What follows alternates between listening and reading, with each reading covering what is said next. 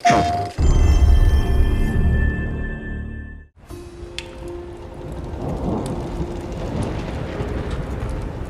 quite the storm we're having.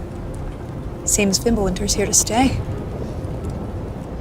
It will pass, though. All things do. In the meantime, how about a story while we warm by the fire? Odin's filthy spies. That old man sees more now than he did when he had both eyes. Ah, one of my favorites. It's a story of adventure. A father and son working together to overcome insurmountable odds, setting in motion the greatest war the 9 realms have ever seen. I'm getting a bit ahead of myself. Let's start from the beginning. There once was a god from a far-off land who settled in Midgard, disguised as a man. He started a new life, had a wife and a boy. They were happy together. In peace, they found joy. His wife passed away. Kratos mourned with his son. But where one journey ended, a new had begun. Faye's final request, though it seemed rather bleak, spread my ashes atop the 9 realms' tallest peak. As they readied themselves for the long road ahead, a stranger accosted them in their homestead. Baldur sought answers as Odin's hand. Kratos gave none to the Aesir firebrand. They made way for the mountains. Kratos taught the boy skills, keeping godhood a secret but training to kill. Gods were always in danger, this Kratos knew, but secrets, he'd learn, could harm the boy too.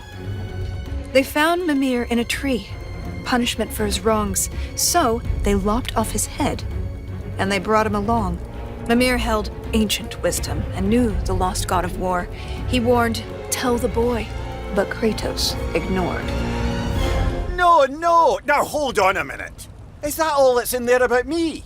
Something to add? Actually, yes, I do. You see, Odin, in all of his dreadfully paranoid wisdom, trapped me in that bloody tree for perceived wrongs, and I led quite the colourful life before even meeting him. It all started when I was just a lad in the service of a great fairy king. Riveting stuff, really. We'll have to get back to that later.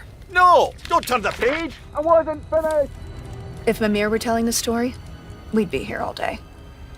Anyways, they met Freya, masquerading as a witch in the woods. A god knows a god. She would aid where she could. She cautioned, "You must tell your son he's divine." But Kratos dismissed her. He'd regret this in time. On the road, Baldur's allies, Thor's sons, attacked. Something snapped in Atreus as he tried to fight back. The Aesir lost the battle, but Atreus fell too. Kratos rushed him to Freya. She would know what to do. Freya was disheartened with the father's neglect, but with the heart of Hell's troll, she could save his son yet. Kratos thundered through Helheim and slew the great troll. He had captured its heart, but in his, burned a hole. He returned with his offering. Freya cast a keen spell, and Atreus was healed, though not all was well.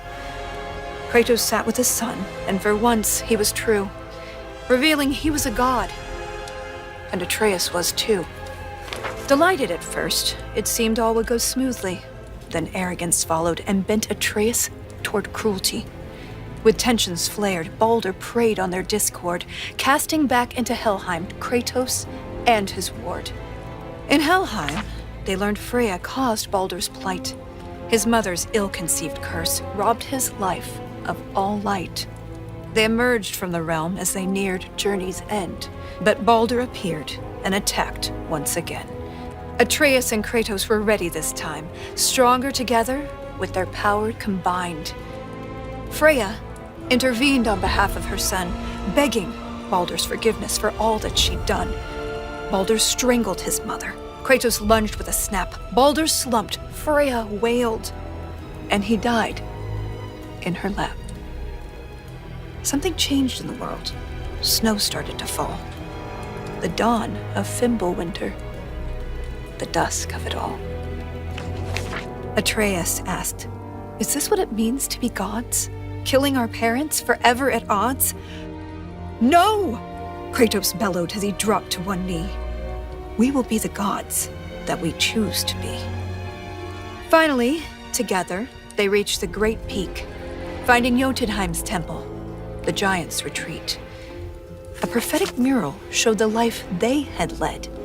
The boy's mother was giant, they learned as they read. Atreus walked to the cliffside.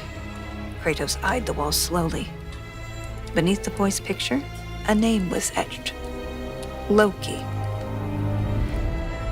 They scattered her ashes and watched as they lifted. Over rolling red hills, the wind danced, and it drifted. Standing side by side, feeling hopeful and new, the boy was at peace. And the father was too.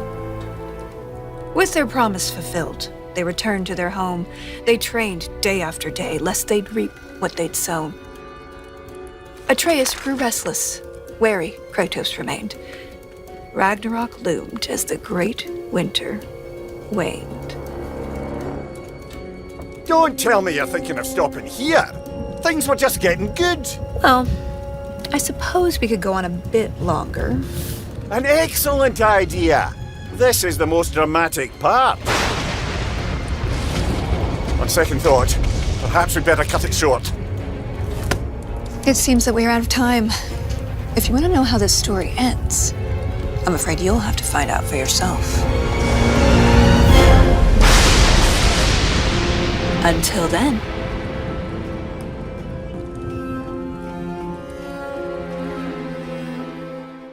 PlayStation. Subscribe to Parallel Happening and turn on the notification bell so that you won't miss any of our videos. Click here for our latest video and click here for more videos like the one you've just watched.